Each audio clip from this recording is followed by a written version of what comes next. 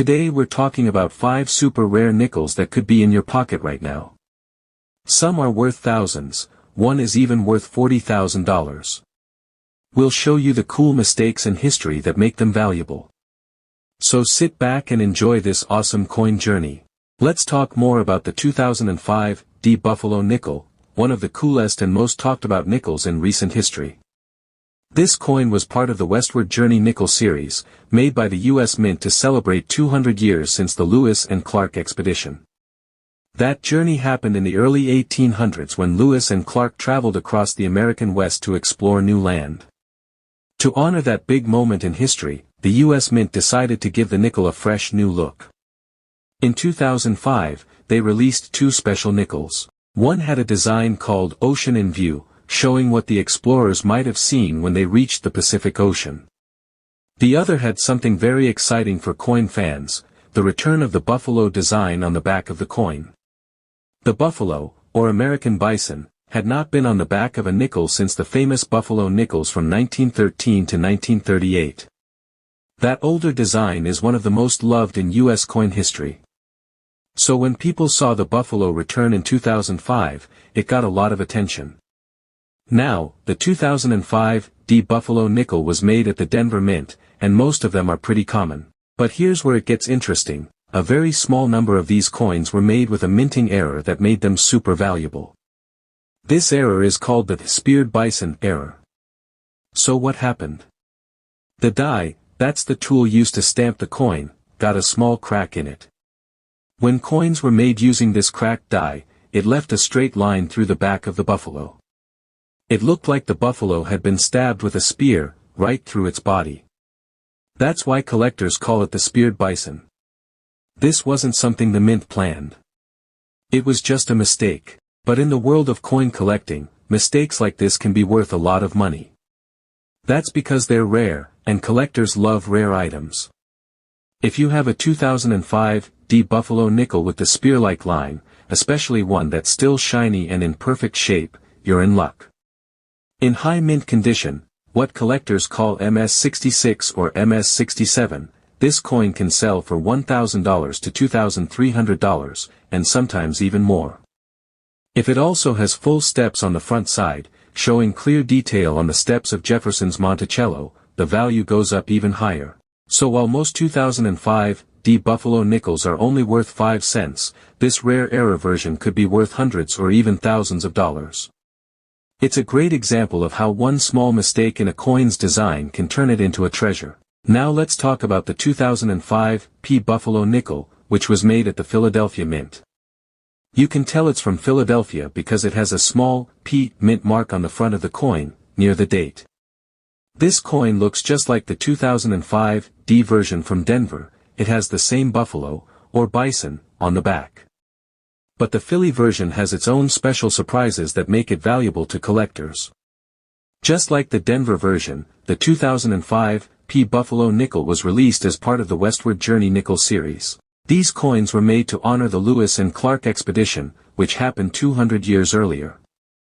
The U.S. Mint wanted to celebrate this big moment in American history, so they created 2 new nickels in 2005, one showing Ocean in View, and the other showing a strong American buffalo, standing tall on the plains.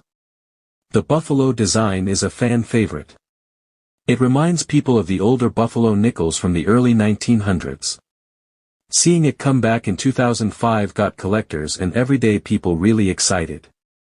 Now, here's where the 2005 P Buffalo nickel gets interesting. Some of these coins were made with minting errors, which means mistakes happened while the coin was being created. These mistakes are not common, and that makes the coins more valuable. One type of error is called a die gouge. This happens when something scratches or damages the die, the metal tool used to stamp the design onto coins. When that damaged die is used, it leaves marks or lines on the coins. Some 2005 P nickels have lines near or around the buffalo, and collectors look for these marks. Another error is a die clash. This happens when the 2 dies hit each other without a coin blank between them. This can leave strange shapes or outlines on the coins, like parts of Jefferson's face or Monticello appearing on the wrong side. It's a mistake, but collectors love it. One of the most exciting errors is the double die obverse. That means the front of the coin, the side with Jefferson was stamped twice, slightly off. This can make Jefferson's face, the words, or the date look like they have a shadow or double image. These double dies are rare and highly wanted by collectors. If you find one of these error coins, especially in really good condition, it could be worth a lot. Coins that are shiny, clean, and have no scratches are called mint state, and the best ones are graded MS67 or higher. A 2005 P Buffalo nickel with one of these errors in high grade can sell for up to $2,000 or even more at auctions. So if you ever get a 2005 nickel with a buffalo on the back and a P mint mark, take a closer look. That small coin in your hand might be hiding a big surprise. Let's take a trip back to the 1960s, the time of Elvis Presley, John F. Kennedy, and big changes in American history. It was also the time when a very interesting and valuable nickel was made, the 1962 D. Jefferson Nickel. Now, when most people look at this coin, it doesn't seem very special. It looks like any regular nickel with Thomas Jefferson's face on the front and his house, Monticello, on the back. But there's a hidden reason why this coin can be worth thousands of dollars. This nickel was made at the Denver Mint, which is why it has a small D mint mark on the front. In 1962, millions of nickels were made, but the quality of the strikes, that means how clearly the details were stamped onto the coin, was not very good. Many of the coins came out with weak designs, especially on the back where Monticello is shown. One of the most important parts of the Monticello design is the steps leading up to the building. Coin collectors look very closely at these steps. If you can see all 5 or 6 steps clearly, with no breaks or blur, that's called full steps. It's rare, and collectors really want nickels that show these full steps. The problem is, the Denver Mint in 1962 used worn-out dies, the tools used to stamp the design on the coins, and that caused many nickels to come out with fuzzy or incomplete steps. That means most 1962 D nickels don't have the full steps, making the ones that do extremely rare. Now here's the exciting part, a 1962 D Jefferson nickel with full steps, in perfect condition, once sold for $5,000 at auction. That's right, a 5-cent coin selling for $5 grand. Why? Because it's so hard to find a 1962 D nickel that was made just right and kept in great shape all these years. To be worth that much, the coin also needs to be in mint state, which means it looks brand new, like it just came from the mint. These are graded using a scale from 1 to 70, and the best ones are graded MS66, MS67, or even higher. The higher the grade, the more valuable the coin becomes. So if you have some old nickels at home, or you enjoy going through rolls of coins from the bank, don't skip over the 1962 D. Even though it looks common, if you find one with full steps and no damage, you could be looking at a coin worth thousands of dollars. It's a great example of how a small detail like some steps on the back of a coin, can turn something ordinary into something truly valuable. Let's talk about the 1964 D. Jefferson Nickel, a coin that might look plain at first but could be worth a lot of money if you find the right one. This nickel was made at the Denver Mint, which you can tell by the small D mint mark on the front of the coin. The year 1964 was a huge one for U.S. coin production. The country was facing a coin shortage, so the U.S. Mint made a record number of nickels to keep up with demand. In fact, more than 1.7 billion Jefferson nickels were made that year, more than any other year in history. So, as you can imagine, most people think 1964 nickels are very common. And that's true, but here's the catch, most of these coins were not made very well. Because the Denver Mint was rushing to make so many nickels so fast, the machines and dies used to strike the coins wore out quickly. That means a lot of the nickels came out with weak details. The images on the coin, especially on the back where Thomas Jefferson's home Monticello is shown, often looked blurry or flat. One of the key features collectors look at is the steps on Monticello. If the steps are clear, sharp, and fully visible with no breaks, that's called full steps. Nickels with full steps are much rarer, especially from 1964, because the quality control just wasn't there that year.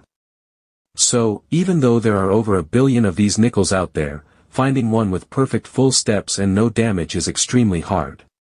Most of them were spent, scratched, or came out weak from the start. Now, let's talk value. A regular 1964 D nickel is only worth face value, just 5 cents. But if you find one that is in gem condition, which means shiny, clean, and untouched, and it has those rare full steps, the value goes way up.